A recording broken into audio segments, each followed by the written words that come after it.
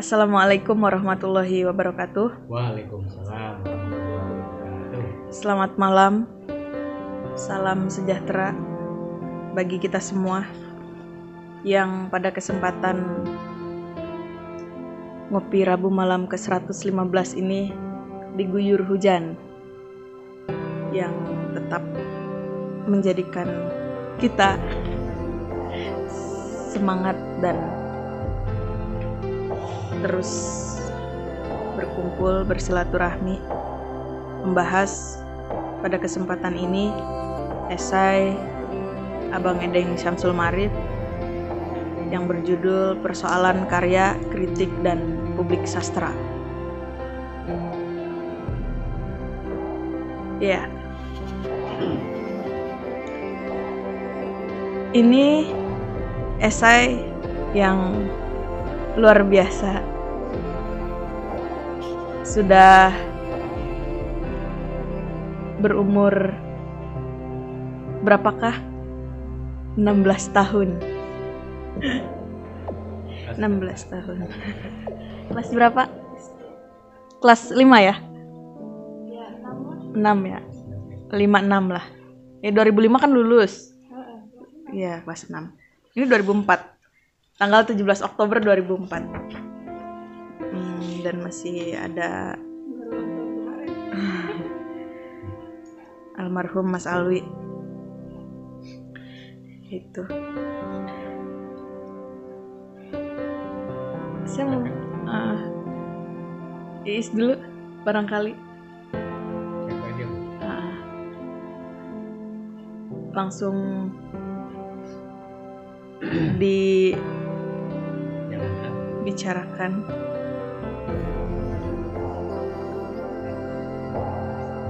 Ambil ininya kan gitu.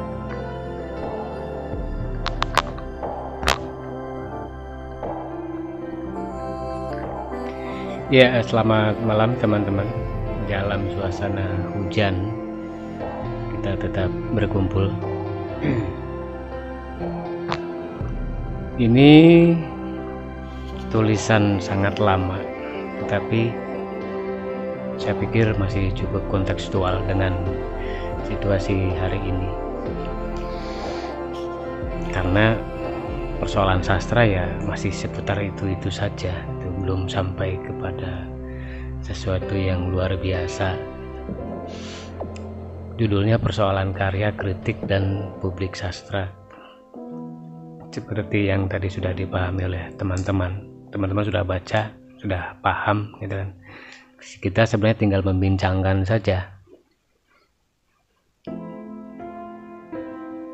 apa yang disebut persoalan karya, kritik, kemudian juga publik sastra itu. Saya membagi 3 bagian ini karena itulah sebenarnya akar dari pergaulan kesusastraan selama ini. Ada karya, ada kritik, dan ada publik di situ. Pada tahun-tahun itu mungkin bahkan sebelumnya masih marak ketegangan ya, masih terjadi, masih ada semacam ketegangan antara kreator, pencipta karya sastra dengan kritikus. Artinya sebenarnya itu menunjukkan situasi yang sehat. Ada karya dan ada kritikus, ada karya, ada kritik, dan ada publiknya juga di situ. Tapi mungkin yang menjadi selalu saja yang menjadi persoalan adalah bagaimana para kreator itu merasa memiliki kebebasan yang tidak cukup bisa diakomodir oleh kritikus, atau pada satu sisi kritikus dianggap sebagai penentu keputusan, penentu estetika, penentu baik buruk, atau katakanlah semacam tiran, semacam rezim, semacam pihak yang tidak bisa berkolaborasi dengan para pencipta karena mereka memiliki alatnya sendiri, alat kaidah itu yang dimaksud gitu loh. Sementara pada sisi pencipta itu kan tidak melulu mengandalkan teori, tidak melulu mengandalkan aturan-aturan. Bahkan kasus terakhir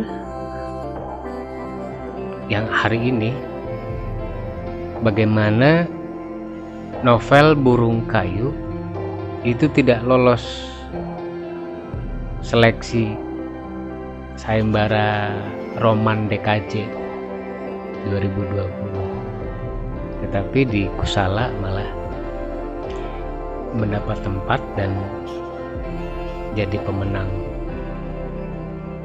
Nah, disinilah sebenarnya yang terjadi pergeseran apa yang disebut kritikus sudah memasuki ruang-ruang yang independen. Mungkin hanya berbeda suasana, berbeda tempat, tetapi kategori yang ditempuh, yang ditentukan itu sebenarnya hampir sama. Bagaimana misalnya juri sayembara roman DKJ memiliki selera yang berbeda dengan juri Kusala, gitu kan? Itu kan kritikus, sama. Juri itu representasi atau nama lain dari kritikus, sehingga mereka diberikan kewenangan untuk menentukan mana yang dianggap paling baik di antara sekian judul, sekian karya. Kalau dulu masih sepi ya, sayembara itu masih sepi, 1-2. Sekarang kan sudah di mana-mana gitu kan. Artinya komunikasi kreatif atau komunikasi yang berkaitan dengan timbal balik kreator dengan kritikus bahkan berlangsung lebih dinamis hari ini, meskipun pada beberapa penyelenggara pada beberapa kesempatan tidak cukup bisa memuaskan seluruh peserta gitu kan. Ya subjektif lah ya. Ya, lomba-lomba gitu. Ya, itu bedanya dengan hari ini. Kalau dulu itu kan misalnya seorang kritikus semacam Sapardi itu dengan khusyuk membahas satu karya gitu kan, atau beberapa karya yang tematik kemudian dijadikan rujukan, misalnya juga HB Yasin misalnya gitu kan, yang dianggap sebagai paus sastra, atau kemudian di belakang hari ada Maman S. Mahayana, ada Faruk Hate gitu kan, atau yang lain-lain. Itu artinya ada semacam pergeseran. Kalau dulu kritikus itu membahas satu atau beberapa karya kemudian dipublikasikan sebagai bagian dari apa yang paling mungkin bisa dibaca oleh publik tentang penilaiannya terhadap sebuah karya itu. Kalau sekarang kan sudah bergeser ke sayembara, lebih banyaknya, bahwa dahulu juga berlangsung sayembara itu, tetapi framingnya berbeda, cara pandangnya, perspektifnya, kemudian cara memperlakukannya juga berbeda. Itu yang paling mungkin bisa saya katakan. Artinya sebenarnya hari ini bahkan di medsos sekalipun ya tetap berlangsung yang namanya unggahan karya, ada kritik di situ, ada percakapan, ada pergaulan juga gitu loh. Di setiap daerah masih menyelenggarakan acara, ada diskusi, dan di situ kan sebenarnya keberlangsungan antara kreator dengan kritikus, meskipun mungkin porsi maupun kualitas di setiap tempat tentu berbeda gitu. Semacam kita di sini juga sebenarnya berkaitan dengan bagaimana memahami proses sebagai kreator, sekaligus bagaimana jika kita ditempatkan sebagai kritikus itulah dalam skup yang sangat kecil. Dalam lingkup yang besar itu kan pergaulan sastra secara nasional, secara mondial misalnya.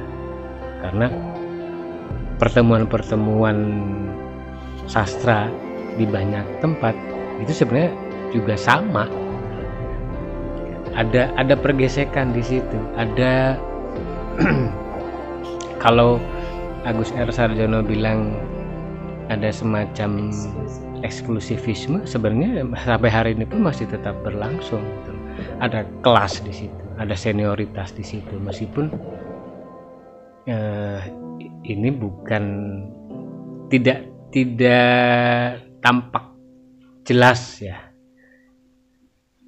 Ada perbedaan usia, ada perbedaan proses, sehingga misalnya sebuah penyelenggara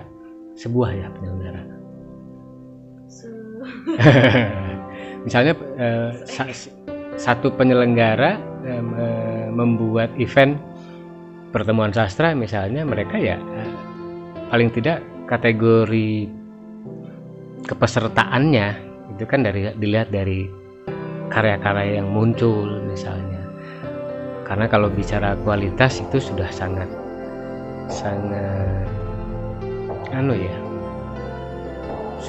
sudah berbau kecenderungan selera. Kalau bicara wah ini kualitasnya lebih baik daripada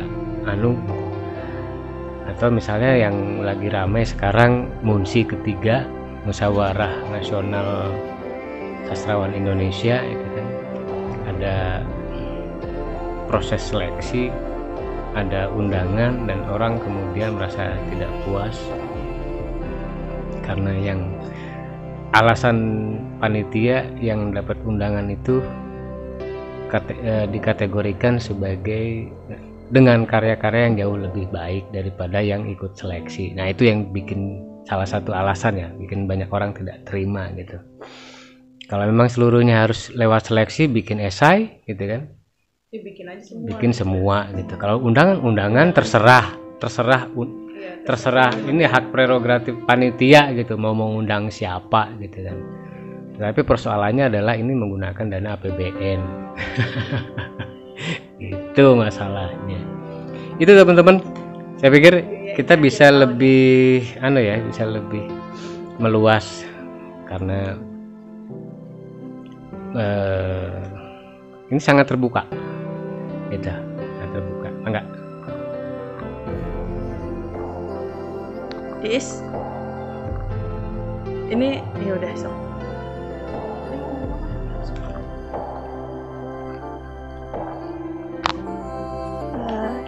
Iya. Kalau mengenai persoalan karya, kritik dan publik sastra, seringkali sebenarnya kita ini kan terlibat ya, seperti yang dikatakan Mas Edeng tadi, bahwa kita juga terlibat sebagai yang membuat karya sekaligus sebagai pengkritik. Contohnya kayak misalkan Teh Uyung bikin karya terus kita bareng-bareng diskusiin gitu kan. Nah, ada beberapa teman yang karena sering lihat kita tiap minggu diskusi, nanyain tentang kayak misal, ini puisi saya udah baik belum ya Teh Is gitu, cerpen saya udah baik belum ya. Terus ada yang nanya, sebenarnya yang dianggap baik itu apakah yang mendapatkan tanggapan baik oleh banyak orang atau orang tertentu saja? Ya ukuran baik itu apa gitu ya. Dia sendiri bingung gitu, ukuran baik itu sebenarnya seperti apa. Ini pertanyaan atau pembahasan? Pertanyaan.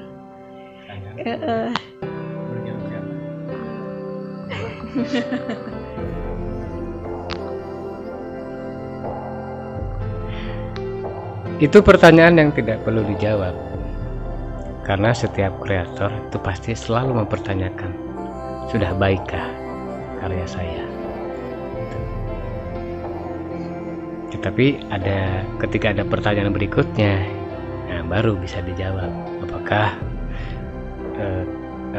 ketentuannya itu, baik buruknya itu hanya ditentukan oleh 1-2 orang atau oleh banyak orang yang membuat karya itu dianggap baik. Sebenarnya jawabannya sederhana.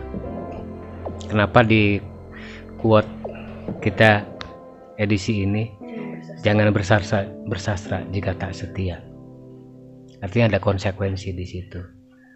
Bagaimana mungkin kita bisa menilai bahwa karya kita buruk ketika kita tidak membaca karya orang lain yang lebih baik, atau karya orang lain yang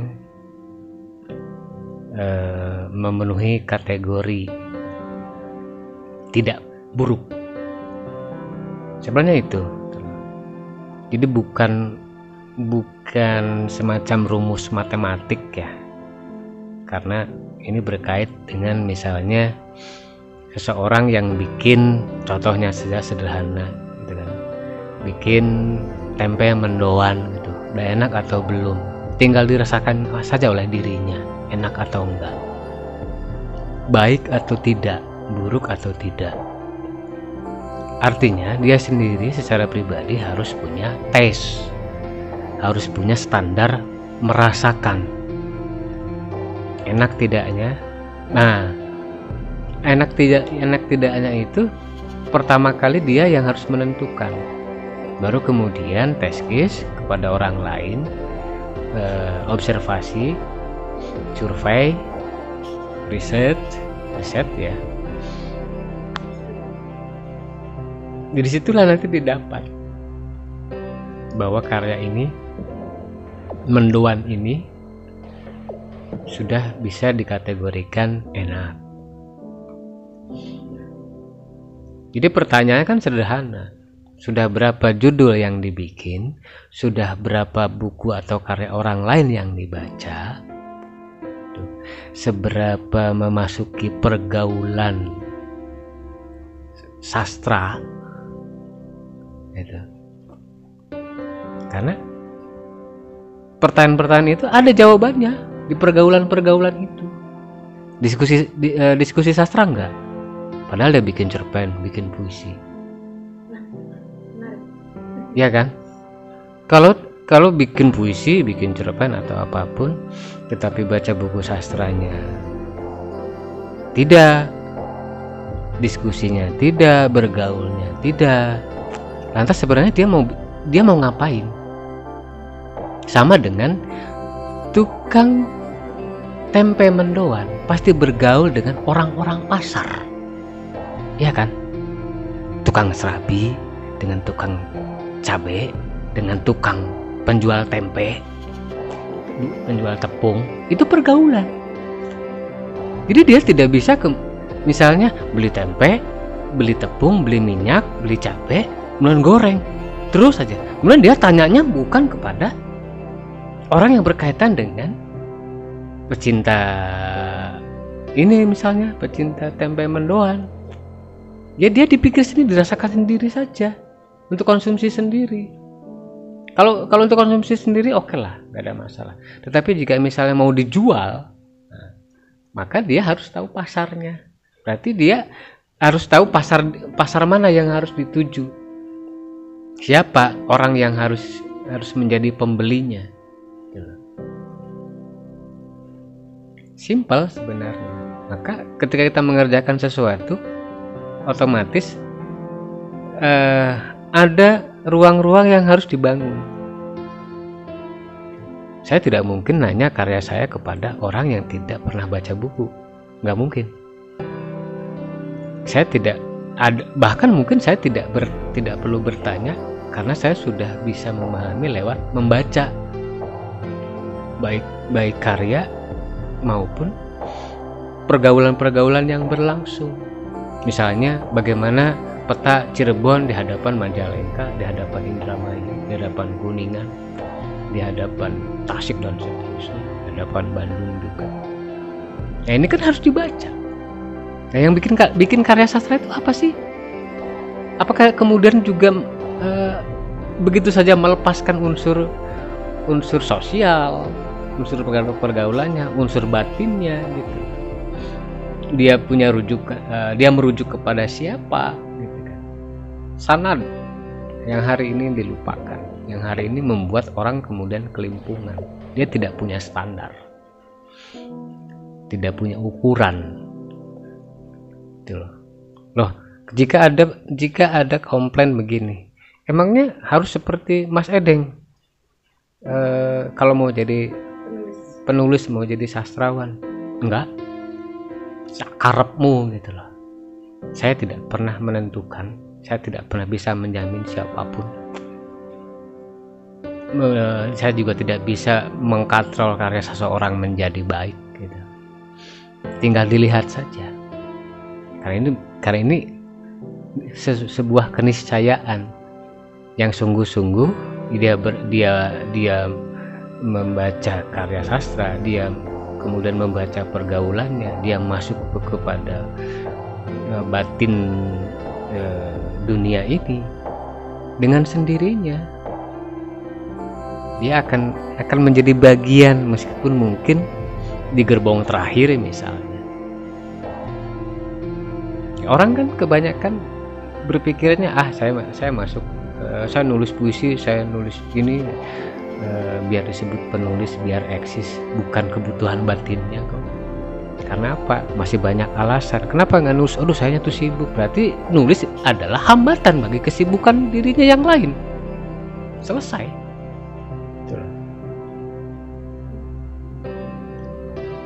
Jadi itu pertanyaan elementer gitu. Sama dengan misalnya sholat saya sudah benar apa belum? Gitu loh. Ya dilihat saja, ya dirasakan saja. Itu menurut saya udah bagus. Ukurannya siapa? Bagus itu kan misalnya begini, ada dua gelas di sini, kita bisa bandingkan mana yang lebih baik. Kalau gelasnya sendiri tanpa membandingkan dengan yang lain, kemudian dia bilang gelas saya paling bagus, itu namanya edan. Selesai. Terlalu banyak orang gila, orang halu. Paling tidak saya sudah berani, saya sudah mencoba. Jawaban atas kalimat itu juga sederhana. Paling tidak saya sudah tahu bahwa kamu memang halu. Selesai. Ya, menarik soal yang kita nggak punya ukuran, gitu kan, nggak punya standar. Kemudian orang juga hampir bukan nyaris ya, memang agak alergi gitu dengan kata kritik ya, gitu. Kritik itu sampai kemudian muncul istilah kritik membangun. Alah, Soeharto banget kan. Kritik membangun. Nah, gitu. Kemudian ya boleh sih ngeritik, tapi tolong dong disampaikan dengan baik-baik gitu kan. Kalau main hajar-hajar aja kayaknya orang, emang kamu bisa nulis gitu. Nah nanti gitu tuh, nanti dikembalikannya tuh kamu aja belum tentu bagus kok tulisannya misalnya gitu. Kamu karyanya udah berapa gitu, berani ngomong begini gitu. Nah itu apa sih namanya ya? Belum tuh sudah defend gitu tuh. Orang tuh nggak mencoba untuk apa ya, bukan open mind. Iya, nggak terbuka gitu pikirannya gitu kan. Kemudian hampir juga ada banyak lah saya mendengar kalimat-kalimat atau pernyataan dari orang-orang yang misalnya dia merasa dia produktif menulis, kemudian merasa tulisannya sudah baik, sudah bagus gitu, terus pengen bergaul misalnya dengan sastrawan tapi kok susah gitu, sampai kemudian muncul nanti ya dia merasa dirinya tuh sudah terkenal gitu loh, dia merasa dirinya sudah eksis, sudah dikenal, sudah ya it's me gitu, ini gue gitu. Terus yang disebut sastrawan tuh apa sih gitu kan, misalnya apakah memang harus ya tadi yang abang bilang, apakah harus seperti Mas Edeng semua misalnya gitu. Nah ini yang agak ya, menurut saya agak antara yang dimaksud sebagai karya, kemudian ada kritik di sana. Tentu yang dulu dengan sekarang pergaulannya mungkin berbeda gitu kan. Saya proses menulis sejak 2012 gitu, kemudian sampai hari ini ya saya merasa belum bisa apa-apa gitu kan. Tetapi banyak orang di luar sana yang merasa ya saya menulis produktif, bukunya ada, bukunya banyak bahkan gitu, bukunya banyak gitu. Tapi ya itu yang tadi abang bilang gitu, mereka nggak punya sanad, mereka nggak punya rujukannya YouTube. Yang penting saya produktif, rujukannya apa kata orang gitu, apa kata motivator misalnya gitu ya, kamu harus selalu nulis lah gitu. Nah kemudian dia sendiri sudah merasa percaya diri gitu dengan hal-hal semacam itu gitu, tanpa misalnya entah ya dia terlepas dia membaca atau tidak gitu loh. Nah jelas tidak membaca. Kemudian ketika dikritisi itu tidak terima gitu loh, tidak tidak mau bahwa orang yang tidak membaca kan tidak mau dikritik. Udah jelas gitu ya. Simple. Orang yang mau baca itu kan malah malas. Orang yang baca itu malas. Mau ngeritik apa? Dari sisi yang mana? Katakan buruk, alur apa dan sebagainya, silakan. Jangankan yang namanya dikritik, yang namanya saya harus pakai mic. Iya. Jangankan dikritik, dengan pengertian diskusi aja nggak paham kok. Tukar pikiran. Nggak. Saya sepakat dengan Habib Soleh. Saya nggak mau tukar pikiran. Kalau tukar tambah mungkin. Gitu. Nah, pikiran saya udah bagus kok. Gitu. Saya harus ditukar. Gitu ya, Bib. Oke, Habib Soleh oke banget. Itu. Ya, kalaupun misalnya berlangsung anak-anak muda membicarakan sesuatu ya, belajar bicara lah. Kenapa belajar bicara? Karena kalau nggak baca buku ya bukan diskusi. Karena jika sebelumnya tidak punya referensi apapun atau referensi yang terbatas ya bukan diskusi. Ini bukan kemudian membatasi atau menghambat seseorang untuk berkembang, tidak gitu loh. Tetapi kalau seluruh konvensi, seluruh definisi ditabrak sesuai dengan kehendaknya, sebutan apa lagi jika itu bukan gila? Cuma ngobrol tentang sesuatu nggak jelas juntrungnya, misalnya referensinya nggak jelas, kemudian dikatakan diskusi ilmiah lagi. Intelektual. Belum selesai satu tema ini sudah lompat ke sini, sudah lompat ke situ. Ya ini kan dalam rangka mencari pengetahuan. Bukan begitu. Terlalu banyak orang yang sukanya bicara daripada bekerja, daripada berkarya. Itu. Ya ini penyakit mental hari ini.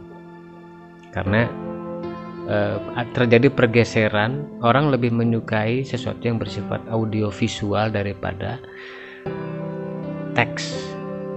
Iya, itu aku ke diriku sendiri gitu. Ketika pertama kali belajar nulis, kemudian disodorkan ke abang gitu tulisanku yang disebut buruk dan curhat dan lain-lain sebagainya itu kan. Nah, kemudian saya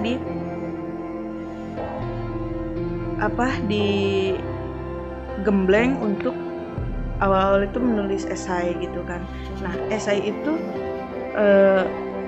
menurut aku gitu, menurut saya itu betul-betul menertibkan pikiran. Diskusi juga nggak cuma sekadar kita cuma bisa bicara, ngomong, kemudian itu dianggap sebagai sesuatu yang wah gitu, kita sudah intelek gitu. Enggak, ternyata susah kalau menurut saya. Ini berkaca pada diri saya sendiri gitu.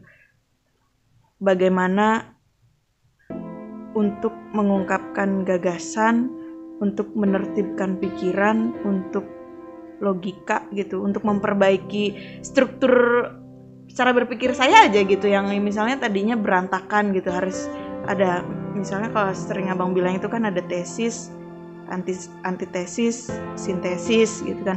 Untuk kita bisa memahami tesis aja kadang gimana gitu kan. Iya. Memahami tesis saja gagal.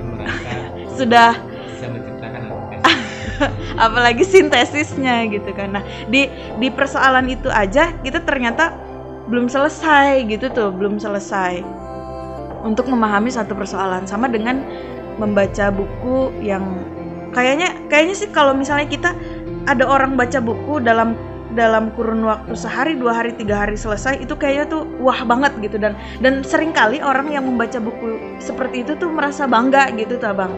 Nah, kalau saya ke diri saya sendiri tuh, saya mampunya berapa baca ya segitu gitu, dan saya nggak ini dengan orang lain gitu. Maksudnya orang lain bacanya segimana, saya berusaha untuk jujur aja kepada diri saya sendiri gitu. Karena berkarya itu ya jujur sih gitu, jujur kepada diri sendiri. Kemudian itu juga kan nanti berujung kepada bagaimana menentukan kualitas diri kita. Kalau untuk memulai mungkin bisa ya, memulai oke lah dari yang tadinya gagal, jelek, buruk, perlahan-lahan jadi buruk lagi, jadi jelek lagi, terus nambah bagus misalnya sedikit-sedikit. Nah, itu mungkin prosesnya ada gitu. Tapi untuk mempertahankan itu tidak mudah gitu, tidak mudah tantangannya. Apalagi orang yang misalnya sekadar berpikir, oh saya juga bisa nulis kayak gitu doang gitu kan. Nulis apa sih, berkarya apa sih, kok gitu aja gitu. Nah, orang misalnya yang sudah bikin beberapa buku, beberapa karya gitu kan, kadang luput gitu, lupa bahwa ada hal yang masih menjadi PR bagi dia sendiri gitu kan. Apa tuh? Yang banyak bukunya gitu. Belum tentu bukunya bener. Iya. Belum tentu bener gitu lah. Belum tentu penerbitnya bagus. Makanya saya diajari untuk kalau mau beli buku bagus ya tengok penerbitnya mana, siapa. Karena di situ ada editor, ada perancang halaman, ada perancang sampul juga. Jadi di mana karya itu diterbitkan itu menjadi penentu kualitas, menjadi rujukan. Misalnya kalau kita bicara GPU misalnya, meskipun pada beberapa bukan anak cabang, apa sih namanya, jadi bagian dari penerbitannya ada yang bocor gitu. Atau misalnya dulu Yayasan Obor Indonesia, UI, kemudian Pustaka Jaya gitu kan, yang ya terdiri dari orang-orang yang serius gitu loh. Maka orang pembuat karya berlomba-lomba untuk menentukan derajatnya lewat pihak-pihak yang capable, yang punya kredibilitas, yang punya integritas baik. Hari ini yang penting buku, kredibel atau tidak, capable atau tidak nggak penting, yang penting saya bikin buku. Maka pertanyaan berikutnya adalah, apa hebatnya bikin buku jika penerbitnya itu online ya. Penerbit online nggak tahu ininya. Iya, penerbit online yang di medsos itu berseliweran dengan cara promonya bikin sayembara lah, lomba inilah itulah gitu kan. Ya itu kan kita nggak tahu adminnya itu siapa. Adminnya itu orang yang ngerti bahasa atau sastrawan bukan misalnya. Nggak jelas itulah. Oh, bikin posternya aja kacau kok. Itulah. Gimana kita mau percaya? Tapi anak-anak muda hari ini karena gratisan dan sebagainya, mental miskinnya keluar gitu loh. Keluar, muncul, mumpung gratis saya bisa bikin buku, dan dengan begitu saya merasa diakui oleh siapa yang mengakuimu itu loh. Bukumu sendiri nggak ada yang baca, bahkan diterbitkan jika ada yang pesan. Gimana? Menyedihkan gitu. Inilah yang kemudian yang saya maksud harus melakukan otokritik berkaitan dengan pikiran, introspeksi berkaitan dengan sikap, perilaku, dengan mental. Oke lah, kita tidak perlu membahas sampah ya, itu sampah, bagi saya sampah. Kembali kepada pergaulan yang lebih tertata, lebih terbaca gitu. Misalnya bagaimana, meskipun ini belum sampai membahas novelnya gitu loh, ada perbedaan selera antara juri sayembara roman DKJ dengan Kusala gitu kan. Dalam satu percakapan di medsos, Nidu mengatakan bahwa karena banyak yang nanya gitu lah, kenapa tidak menyertakan glosarium atau catatan kaki yang berkaitan dengan bahasa lokal.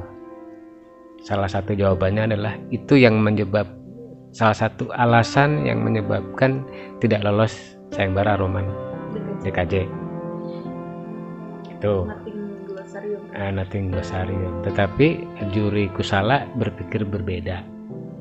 Karena apa? Nidu tidak memotivasi dirinya membuat karya itu untuk ikut lomba, ikut sayembara. Satu itu. Kedua, dia ingin menarik pembaca kepada novelnya, masuk ke dalam novel, bukan sekadar baca novel selesai. Karena kata-kata lokal itu banyak ditemui, dan itu jika tidak paham, jika tidak sampai selesai, pembaca tidak paham.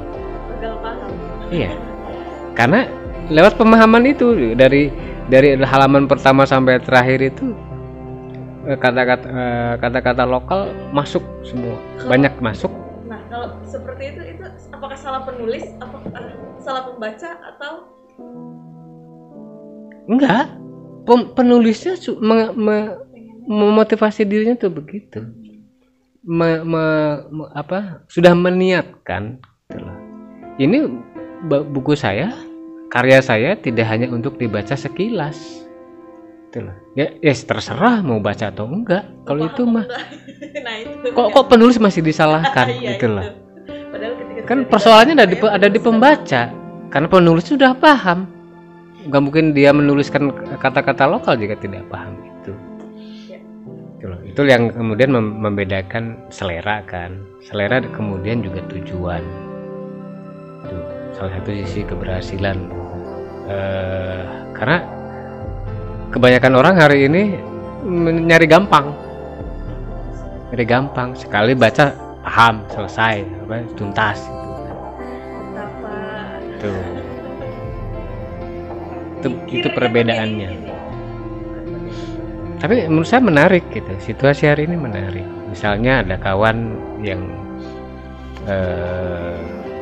dapat HPI gitu kan, lewat kita tahu prosesnya seperti apa gitu kan, nggak sederhana, gila-gilaan. Kemudian hari ini kategori HPI menjadi berubah, minimal 60 halaman untuk 60 halaman untuk puisinya saja, belum yang lain-lain.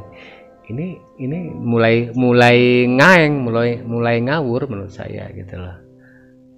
Mungkin banyak yang komplain karya Willy tahun kemarin cuma 24 Tipis.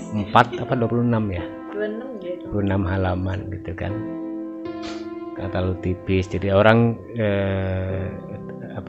dikhawatirkan menggampangkan gitu, padahal enggak kok. Kalau tebel puisinya bagus.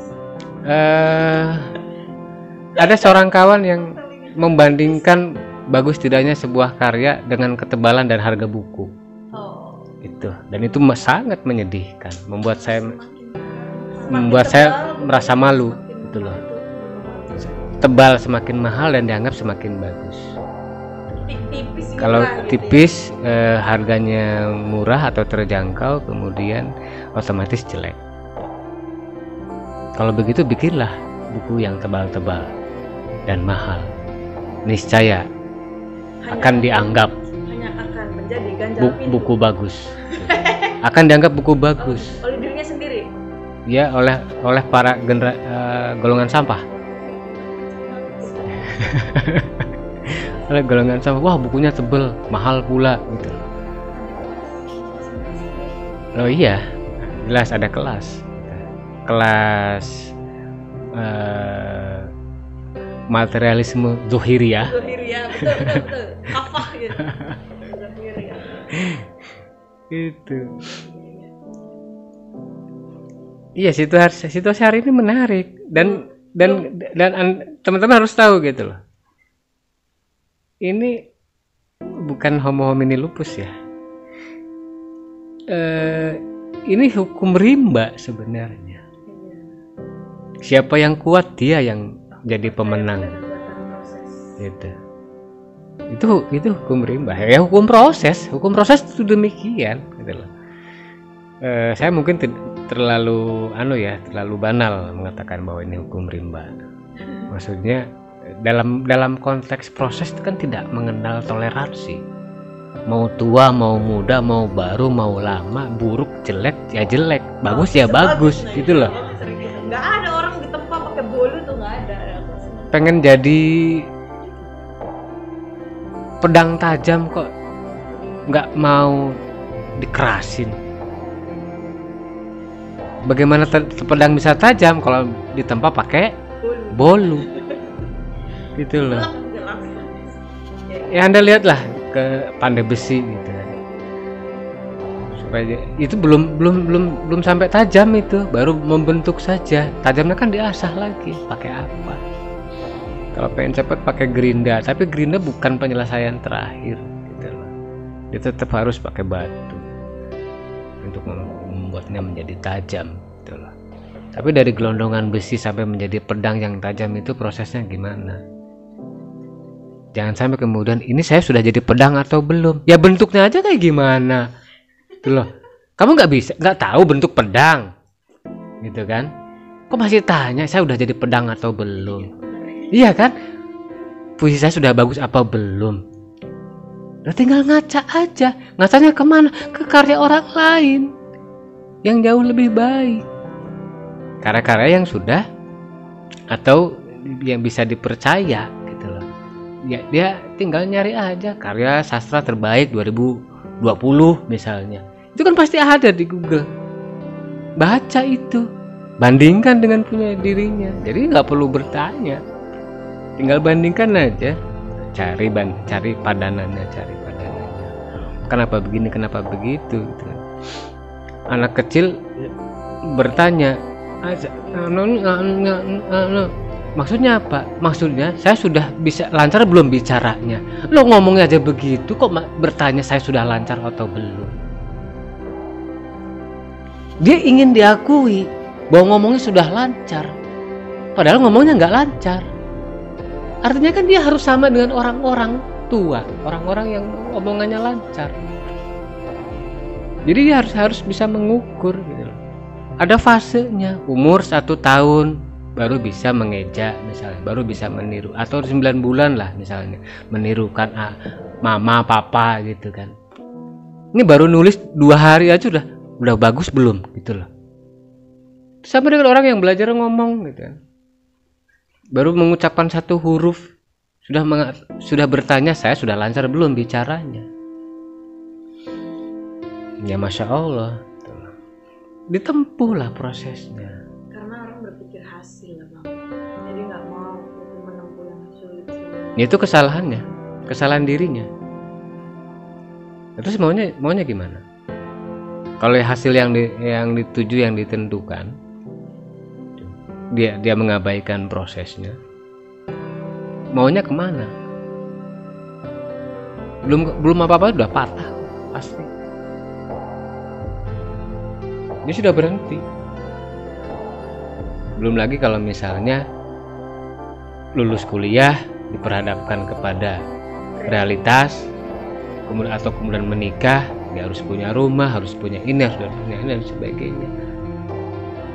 Mana sempat mikirin bikin puisi, bikin cerpen. Emang puisi bikin kenyang? Loh, kalau sudah tahu begitu ngapain nyoba-nyoba? Sejak sombong jatuh. Itu kan? Ngapain? Sudah, itulah. Stop. Lakukan saja apa yang bisa dilakukan. Jangan pernah berpikir ingin mengerjakan 1000 pekerjaan, tetapi tidak ada yang selesai. Bruce Lee itu saya lebih takut kepada seseorang yang belajar satu tendangan 10.000 kali daripada orang yang belajar 10.000 tendangan cuma satu kali. Satu tendangan tapi latihannya 10.000 kali. Itu saya lebih mengerikan daripada orang yang belajar 10.000 tendangan tapi cuma sekali. Milenial Bang. Tentukan di mana kelebihan dirimu, pertajam, cukup itu yang akan membekali, yang akan menuntun jalan menghadapi kehidupan.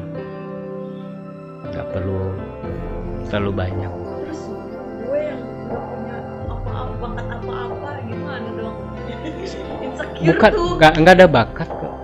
Nabi Adam itu bakatnya apa? Saya mau tanya. Bakatnya apa? Nabi Adam punya puser. Nah, bakatnya apa? Gitu.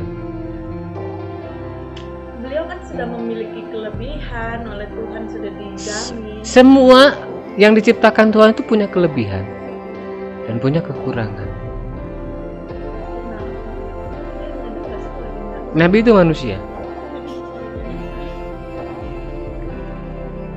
Sekarang masih mau mengatakan bahwa saya tidak berbakat. Masih mau mengatakan bahwa saya tidak mampu. Iya, saya tidak berbakat karena 99% adalah kerja keras. 1%-nya keyakinan. Tuh. Kan Abang bilang gitu. Tidak ada bakat tuh, nggak ada. Bakat tidak ada. Tidak berbakat. Kalau memang tidak berbakat, berarti kerja keras dong. Selesai kan? Keras banget. Harus kerja keras kalau memang tidak berbakat. Kalau merasa punya bakat, ya tunjukkan.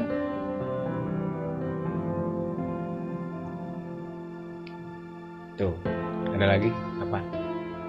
Nah, persoalan sastra yang sepertinya ya dari entah dari mana gitu, sampai kemudian muncul statement publik sastra tuh yang mana? Sastra itu kan selalu di pinggir. Sastra itu kan selalu sepi, jalan sunyi, aneh. Kemudian apa sih gitu, ngapain? Manfaatnya tuh apa?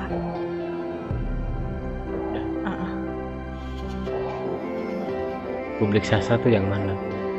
Ya para pemikir, ya para pencipta, para kritikus,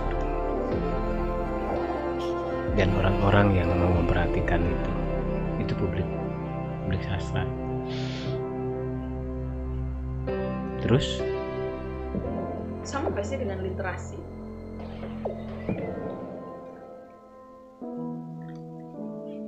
sastra dalam bahasa Inggrisnya apa? Literatur kan? Literatur. Kemudian berubah menjadi literasi di sini. Ada yang membedakan soalnya Ya bodohnya dia aja. antara sastra sastra dengan literasi itu berbeza. Ya nggak ngerti bahasa berarti. Itu aja, selesai. Jadi literatur itu nggak mesti baca buku sastra gitu. Puisi itu dianggap sebagai apa sih, ini mah imajinasi gitu. Enggak gitu. Orang yang pegiat literasi yang nggak ngerti bahasa tolong minggir. Itu aja. Nggak ada itu orang literasi nggak baca karya sastra, orang sastra tidak baca Marx, tidak baca Hegel, tidak baca buku-buku filsafat, itu kan gombal gitu. Itu ya pegiat literasi sampah kalau mereka berpikir demikian. Apalagi kita jangan menyerah saya untuk bahas sampah terus Itu, sampah jangan dibahas gitu loh. Karena hari ini kita berhadapan dengan situasi yang menurut saya menarik gitu, karena perbincangan tentang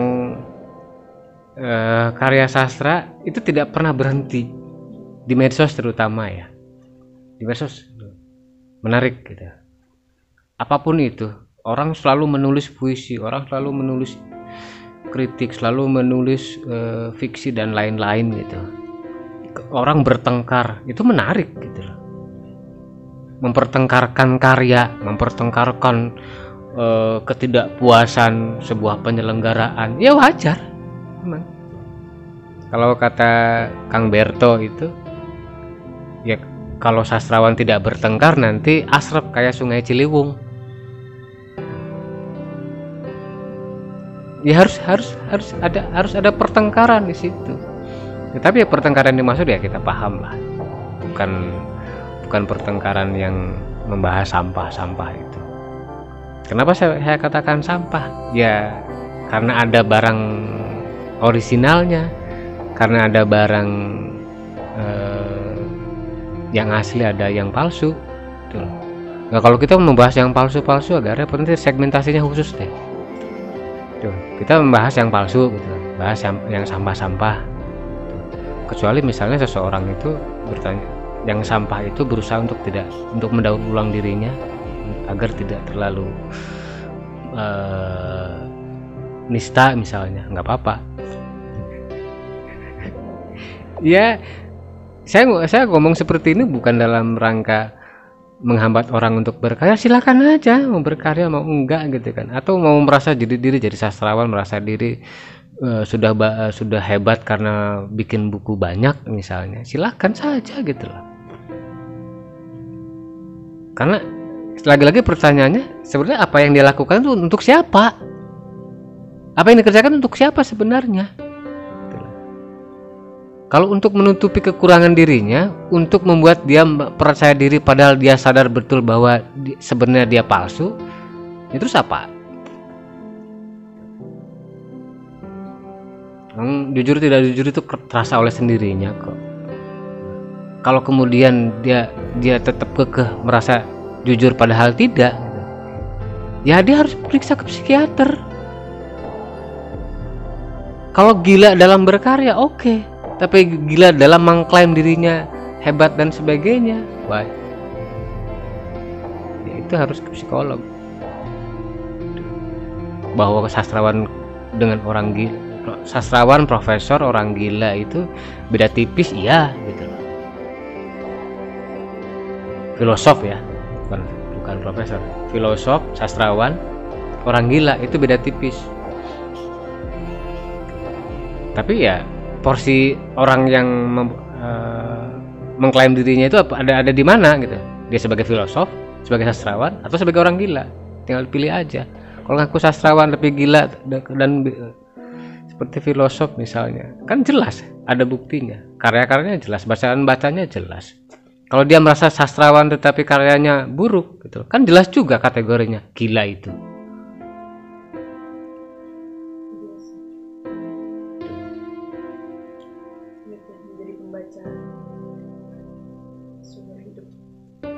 Si Abu apa si Moka?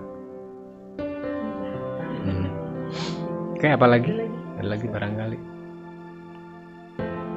Ya kalau mau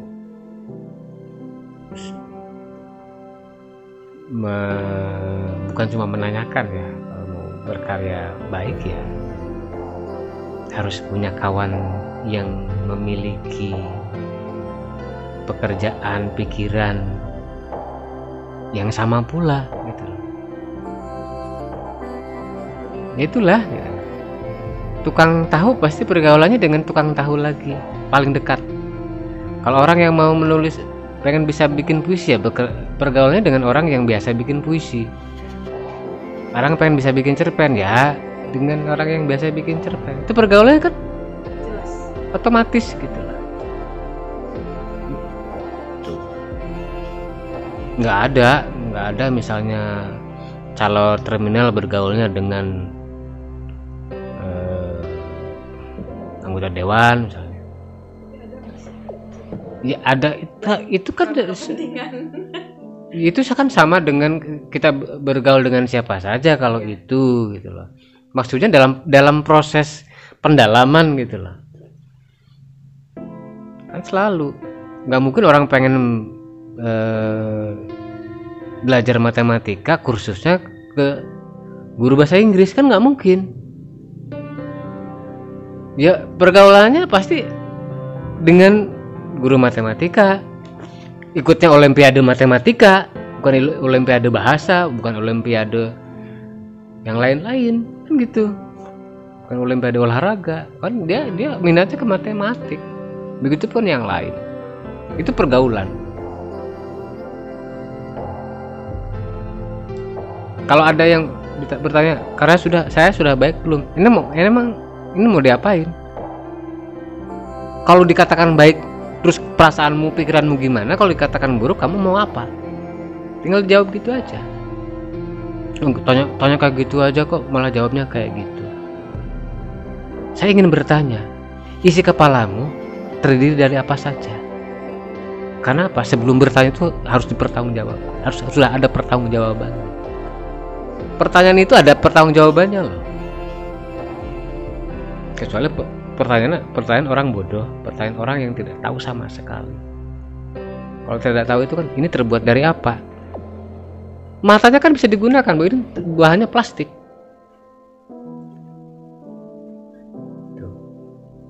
Banyak orang bertanya sambil matanya terpejam. Banyak orang memakan sesuatu tapi perasaannya dihilangkan, sehingga dia bertanya, ini rasanya gimana? Kan kacau. Sudah jelas dia yang makan, kok masih bertanya rasanya gimana? Sudah jelas dia yang nulis, kok masih bertanya rasa tulisan saya gimana? Sudah jelas bahwa ada kaidah penulisan yang baik dan benar, kok masih bertanya ini sudah benar atau belum? Kenapa dia harus bertanya ke manusia dulu? Baca aja dulu.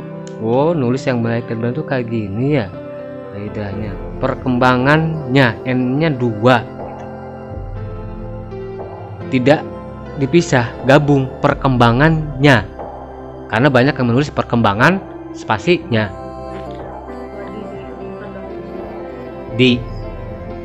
Ya baik sekali gitu loh.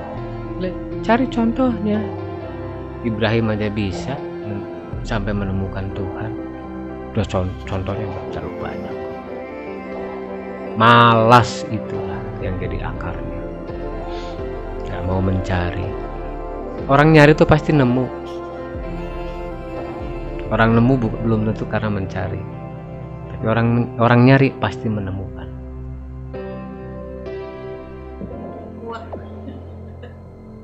Iya, saya pengalaman sendiri kok, jalan kaki gitu kan, iseng nemu uang, itu kan nggak dalam rangka nyari. Enggak, Kalau nyari cuma jalan aja, apalagi nyari.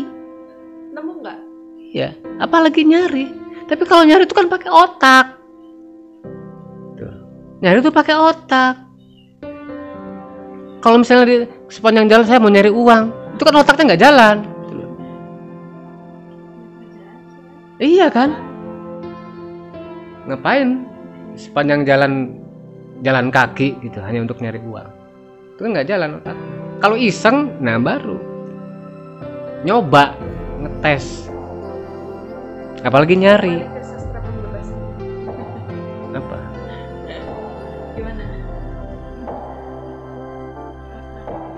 Ini kan ngomongin kritik tapi nggak semata-mata kritik. Kadang bukan harus. Kadang kritik itu soal orang yang lain. Iya sih lebih banyak sisi yang Apa lagi persoalannya? Kalau sastra pembebasan itu lebih kepada bagaimana seseorang itu paham dengan pekerjaannya, dia menjadi independen tanpa harus bergantung kepada kritikus. Karena pada beberapa peristiwa kritikus itu pembuat karya dikritisi untuk pansos. Banyak di dunia seni rupa pernah terjadi begitu gitu kan. Iya, karena sudah dikritisi oleh GM misalnya gitu kan, akhirnya dia naik derajat misalnya, kayak gitu. Ya ini hal yang biasa sebenarnya, umum di mana-mana. Sastra itu bukan dunia suci gitu kan, sama aja dengan yang lain. Cuma karena jauh dari sesuatu yang bersifat material, jadi dianggapnya ya tidak memberi manfaat yang cukup jelas. kan ada yang penulis bagus itu penulis yang bukunya laku banyak. Jadi orang kalau misalnya sastra ya entahlah ada yang membedakan seperti itu disebutnya orang-orang yang idealis. Maksud idealisnya di situ Atau buku sastra buku yang memiliki buku. beda. Jadi buku segmentasinya buku apa saja. Ya kalau orang jual emas dengan orang jual apem disamakan ya keedan lagi. Lebih parah ya, lebih swak lagi. Iya, kacang goreng itu jauh lebih laku daripada emas. Terus orang yang jualan kacang goreng masa lebih hebat daripada tukang emas gitu. Betul, itu yang terjadi. Kan lebih laku kacang gorengnya daripada jual emas. Susah gitu. Bingung. Saya juga bingung. Ya sudah, jangan digeser di sini. Iis. Katakan aja. Iis ngomong. Ya kalau di tulisan ini kan mengenai persoalan karya, orang yang berkarya ini kan merasa tidak terakomodir oleh kritikus karena kritikus mempunyai kaidah-kaidahnya sendiri, bener nggak sih pemahamanku? Nah, berarti saya malah jadi bingung mengenai ukuran berkaryanya. Sebenarnya berkarya itu harus seperti apa gitu. Kalau dia menganggap bahwa dirinya ketika berkarya itu terus mendapat kritikan dan kritikan itu dianggap tidak bisa menjelaskan tentang apa yang dia maksud terhadap karyanya, jadinya gimana ya? Tentang karyanya itu loh ukurannya.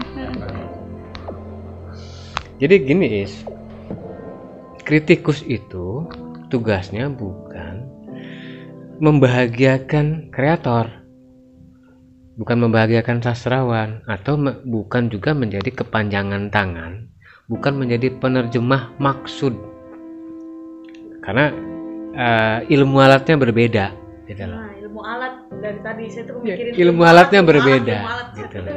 Inilah yang ketegangan inilah yang berlangsung gitu loh. Antara misalnya seorang kritikus yang menggunakan ilmu alat apa, teori-teori sastranya seperti apa dan sebagainya, berhadapan dengan seorang kreator, sastrawan atau pembuat karya yang tidak menggunakan ilmu alat itu, tapi misalnya berdasarkan riset, berdasarkan pendalaman batin, berdasarkan liarnya imajinasi misalnya, atau hal-hal lain yang berjauhan dengan apa yang menjadi ilmu alat kritikus gitu kan. Nah, kenapa terjadi ketegangan? Karena klaim dari kritikus ini yang kemudian bisa berpengaruh terhadap pemahaman publik gitu loh. Itu sebenarnya. Jadi si kreatornya sendiri ya bisa bertentangan gitu, bisa berhadapan.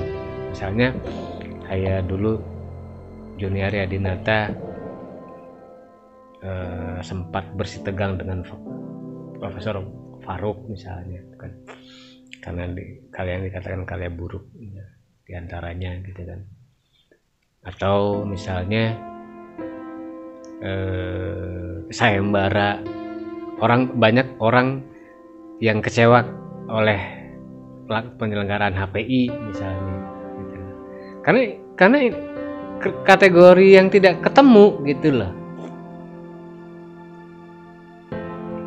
Juri-juri sayembara kan otomatis berperan sebagai kritikus yang harus memilih karya yang dianggap terbaik misalnya. Jadi sebenarnya kita berkarya bukan kemudian dicantolkan ke kritikus untuk dianggap baik atau buruk, enggak. Ini tugasnya berbeda, bahkan bisa tidak saling bersinggungan, bisa bekerja sama, bisa saling berseberangan. Tidak ada ketergantungan di situ. Kritikus ya dia punya kebebasan untuk mengkritik siapapun, kreator juga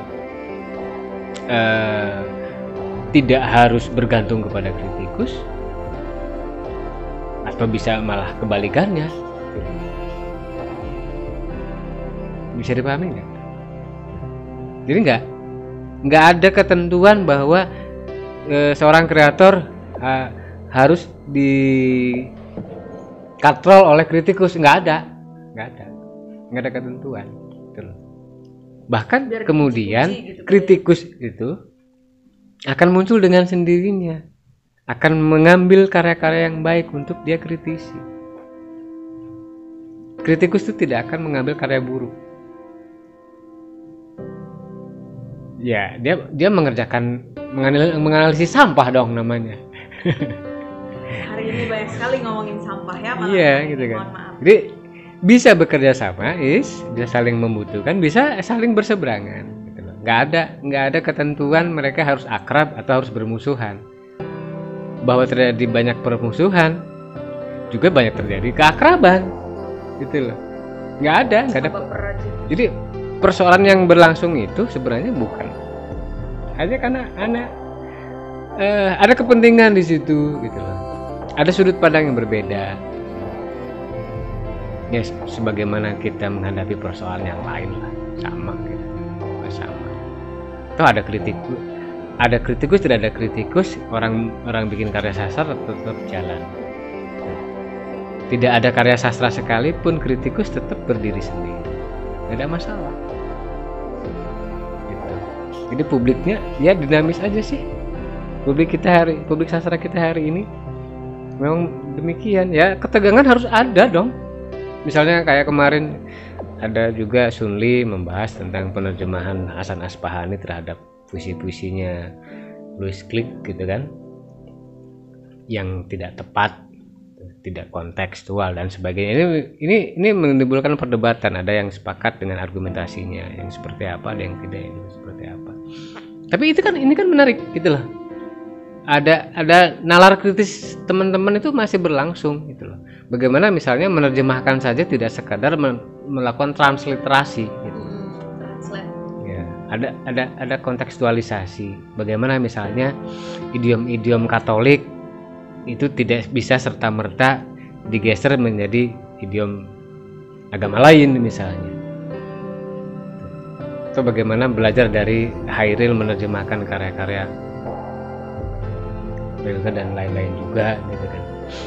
Ada kontekstualisasi di situ. Tapi kontekstualisasinya relevan atau tidak? Wah, ini ya Itu jadi ya itu nalar kritis yang harus selalu dibangun. Saya pikir apapun gitu, saya tidak sedang mengadukan kritikus dengan kreator, enggak. Tapi ini situasi yang berlangsung sampai hari ini ya demikian. Bagaimana misalnya Hairul juga tidak segan-segan untuk menghajar Habib Yasin gitu bukan kan. Habib Yasin, bukan Habib Yasin. Itu Iya, ngajar Habib Yasin bahkan sampai ke ancaman fisik gitu kan. Ya nggak apa-apa, gak ada masalah. Masalahnya adalah kita hari ini berkarya atau tidak, kita mengkritisi karya atau tidak, itu sudah. Oke? Silakan tutup. Baik, terima kasih teman-teman atas waktunya.